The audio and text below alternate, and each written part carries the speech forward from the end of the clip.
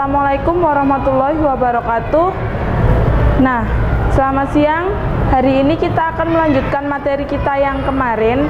Kalau kemarin kita sudah membahas tentang organ pada tumbuhan, hari ini kita akan membahas tentang jaringan pada tumbuhan. Jaringan pada tumbuhan itu merupakan sekumpulan sel yang memiliki struktur yang sama, yang membentuk satu kesatuan untuk memberikan fungsi tertentu. Yang selanjutnya di sini jaringan dibedakan menjadi beberapa macam. Yang pertama ada jaringan meristem, yang kedua ada jaringan pelindung, yang ketiga ada jaringan pengangkut, yang keempat ada jaringan penyokong, dan yang terakhir ada jaringan dasar. Hari ini kita akan membahas satu persatu. Yang pertama, jaringan meristem. Jaringan meristem ini adalah jaringan yang sel-selnya itu aktif membelah diri. Hal ini bisa terjadi karena apa? Karena menyebabkan sel-sel tumbuh terus dan mengalami pertambahan tinggi dan juga volume. Pada jaringan meristem ini dia dibedakan menjadi dua, ada jaringan primer, jaringan sekunder. Masing-masing dia mempunyai contoh yang berbeda. Kalau pada jaringan primer, biasanya pada tumbuhan itu terdapat pada ujung batang dan juga pada ujung akar. Nah, kalau jaringan sekunder ini hanya terletak pada kambium vaskuler atau pembuluh yang terdapat di tengah-tengah batang. Nah, ini saya ada gambarnya. Yang pertama ada jaringan primer. Jaringan primer ini tunas apikal, terdiri dari meristem apikal. Yang tadi itu dia hanya terletak pada ujung batang saja. Selanjutnya yang meristem, jaringan meristem primer yang satunya dia terdapat di akar, di paling bawah. Nah, meristem yang akan membentuk akar lateral. Nah, ini sebelum dia tumbuh, dia bentuknya seperti ini. Ketika dia sudah tumbuh, akar lateralnya akan memanjang seperti ini. Nah, ujung di sini ini merupakan meristem apikal akar. Nah, di dalam akar itu juga ada rambut akar yang fungsinya untuk menyerap air di dalam tanah. Yang paling bawah sendiri ini merupakan meristem apikal akar di dekat tudung akar. Yang kedua adalah jaringan pelindung. Jaringan pelindung pada tumbuhan ini atau bisa disebut dengan jaringan epidermis. Nah, jaringan epidermis ini dia letaknya paling luar sendiri. Fungsinya jaringan epidermis atau jaringan pelindung pada tumbuhan ini untuk melindungi permukaan tubuh tumbuhan dari berbagai pengaruh luar yang merugikan tumbuhan itu. Setelah itu untuk pada jaringan pelindung ini juga ada terbentuk lapisan lilin atau bisa disebut kutikula yang dia nantinya akan menghambat anti air untuk mencegah penguapan berlebihan pada tumbuhan itu. Nah, ini merupakan gambar ketika kita mengamati pada daun. Pada daun kita ambil bagiannya, kita amati di bawah mikroskop. Nah, di sini ada kutikula, ada sklerenkim, stomata pada tumbuhan.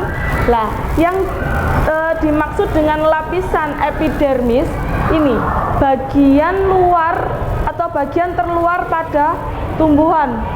Kalau ini pada daun, nah epidermis di sini juga ada dua, ada epidermis atas dan juga ada epidermis bawah. Di dalam epidermis ini dia ada jaringan. Yang pertama ada jaringan palisade, ada juga jaringan bunga karang. Nah, sama halnya ketika di bawah, di atas tadi ini ada kutikula, ada sklerenkim. Di sini ada juga kutikula lagi. Nah, bagian tengah pada daun di sini ada jaringan pembuluh. Yang dia ada dua macam, ada xilem sama phloem. Nah, ini Kalau kita amati lebih detail lagi, bentuknya seperti ini. Bagian epidermis terletak pada bagian paling depan sendiri. Nah, ini epidermis. Nah, ini rambut akar atau bulu akar.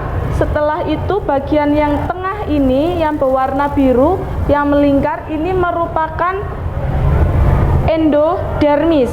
Nah, ini ada dua, ada xilem sama floem. Nah, yang ketiga ini merupakan jaringan pengangkut. Pada tumbuhan, jaringan pengangkut ini terdiri ada xilem sama floem. Tadi sudah ditunjukkan gambarnya, xilem itu yang mana, floem itu yang mana, yang dimana fungsinya dia berbeda-beda.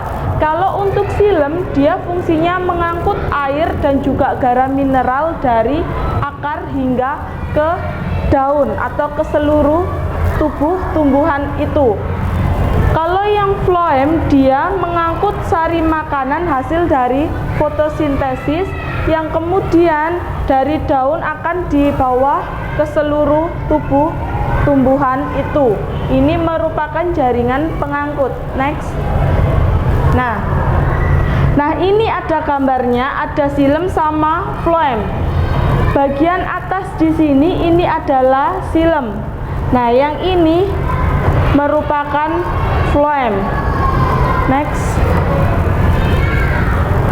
Yang keempat ada jaringan dasar. Jaringan dasar ini merupakan jaringan yang hampir terdapat pada seluruh bagian tumbuhan. Nah, jaringan ini dapat berdiferensiasi menjadi banyak jenis jaringan parenkim lain. Jaringan dasar ini juga bisa disebut dengan jaringan parenkim. Nah, setelah dia berdiferensiasi menjadi banyak jenis jaringan, contoh lain pada buah dan umbi.